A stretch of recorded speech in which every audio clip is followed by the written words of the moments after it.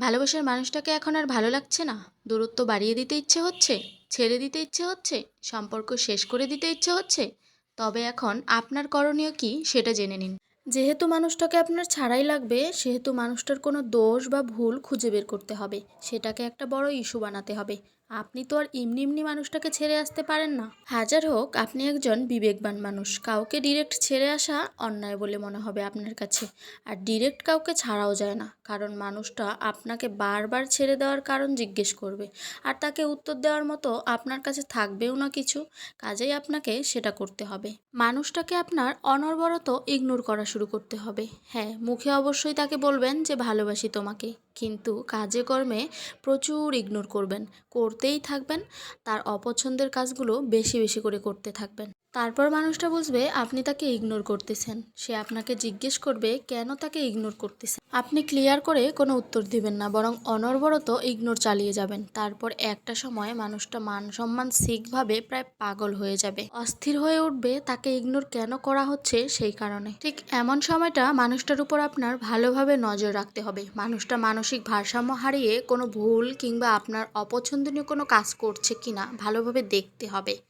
একবার যদি এমন কিছু করে ফেলে তাহলে কাজ শেষ, আপনার মিশন সাকসেস।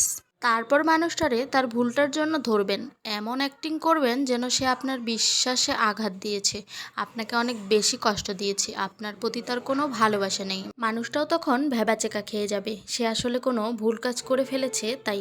তারপর আপনি সুযোগ বুঝে তাকে বিচ্ছেদের কথা জানাবেন, মুক্তি চাইবেন তার কাছ থেকে। সে আর আপনাকে কোনো রকম বাধা দিতে পারবে না, যেহেতু সে ভুল করেছে কিংবা আপনাকে আঘাত দিয়েছে। তো সর্বশেষ সফলভাবে একটা সম্পর্কের সমাপ্তি ঘটাতে সক্ষম হবেন আপনি। কি অবাক হচ্ছেন? নিজের সাথে মিলে গেল তাই না? আমি আসলে কোনো টেকনিক শেখাচ্ছি না আপনাকে, আপনার সাথে আসলে যেমনটা ঘটেছে সেই কাহিনীটাই ব্যাখ্যা করলাম মাত্র। জি, এরকমটাই হচ্ছে দিনের পর দিন মানুষের সাথে। সচরাচর এখন এই ঘটনাগুলো অহরহ দেখা যাচ্ছে। চারিদিকে এত বিচ্ছেদ, স্বামী স্ত্রীর মধ্যে বিচ্ছেদ, প্রেমিক প্রেমিকার মধ্যে বিচ্ছেদ, সব বিচ্ছেদ কিন্তু প্ল্যান মাফিক পরিকল্পনা করেই মানুষজন করে আসছে এখন। যে মানুষগুলো এমনটা করে আসতেছে তারা আসলে খুব তীক্ষ্ণ বুদ্ধির মানুষ। আর অপোজিটে থাকা মানুষটা আসলেই বোকা, খুবই বোকা। এতটাই বোকা যে সে বুঝতেও পারছে না যে তার সাথে কি হচ্ছে। সেই মানুষটাকে ইগনোর করতে করতে করতে করতে এমন একটা পর্যায়ে পৌঁছে যায় যে সে মানুষটা নিজেই ছেড়ে যেতে বাধ্য হয়। বিষয়টা হচ্ছে এমন, সাপও মরল লাঠিও ভাঙল না। দোষটা কিন্তু তখন সেই মানুষটার ঘাড়ে গিয়েই পড়লো। আর যেই মানুষটা এমন কাজটা করলো সে কিন্তু ধোয়া তুলসী পাতা হয়ে রয়েই গেল।